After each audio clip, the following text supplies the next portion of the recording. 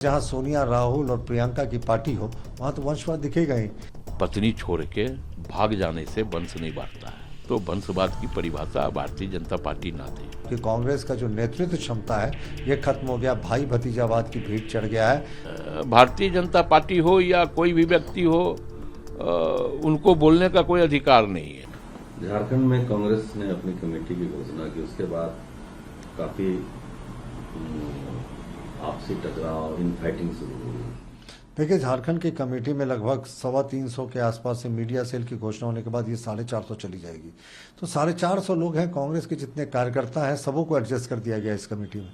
लेकिन जो पार्टी वंशवाद से जूझती है ना, वो कैसे अपना वंशवाद का बिना असली चेहरा दिखाए कुछ भी कर ले। तो इन्होंने क्या किया है, एक ही परिवार के 4-4 सदस्यों के 3 उदाहरण है कि एक ही परिवार का 4 सदस्य इस कमेटी में है और 3-3 सदस्य एक ही परिवार के, ऐसे तो कई दर्जन उदाहरण है।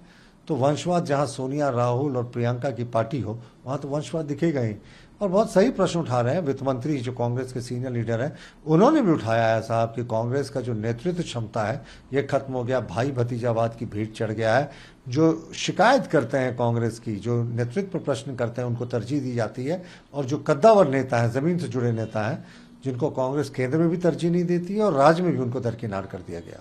ये आपके झारखंड कांग्रेस में बड़ा बवाल मचा हुआ है और विरोधी कह रहे हैं कि ये जो वंशवादी जो आप लोगों की पॉलिसी है उसी के कारण ये सब झमेला रहा है। देखिए,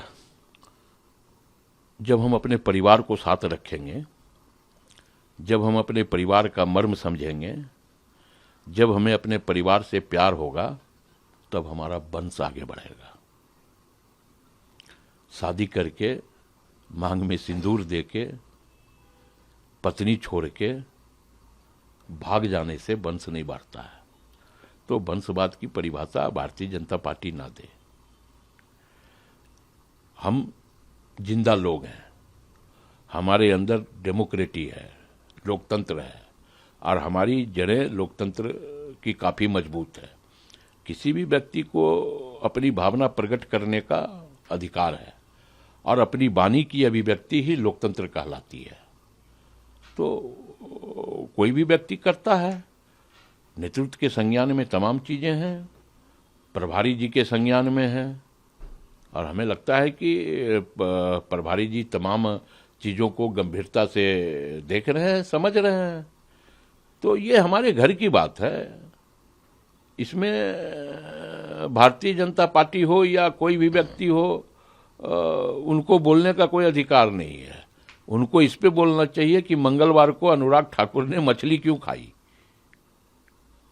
ये बताए भारतीय जनता पार्टी के लोग। कहा जाता है कि 450 लोगों की कमेटी बनाई गई है। नहीं, 450 लोगों की कमेटी नहीं है, 234 के लगभग लोग हैं उस कमेटी में। और चूंकि हर प्रखंड से, हर जिला से लोगों को समाहित किया गया है ताकि हम नीचे पैदान पे जा कर के बेहतर ढंग से हम काम कर सकें। तो इसके लिए कमेटी का निर्माण हुआ है। तो विरोध की चिट्ठी तो आप फेसबुक पर भी आप मंत्री जी ने डाल दिया है। नहीं, इसलिए मैं कह रहा हूं कि पार्टी का एक फॉर्म होता है, उस फॉर्म पर बातें को रखनी चाहिए थी। अब नेतृत्व के संज्ञान में तमाम चीजें हैं, नेतृत्व इस पर आगे क्या फैसला लेगी, नेतृत्व के फैसले का इंतजार है। प्रभातखबर.com, विश्वास वही, रफ्तार नहीं।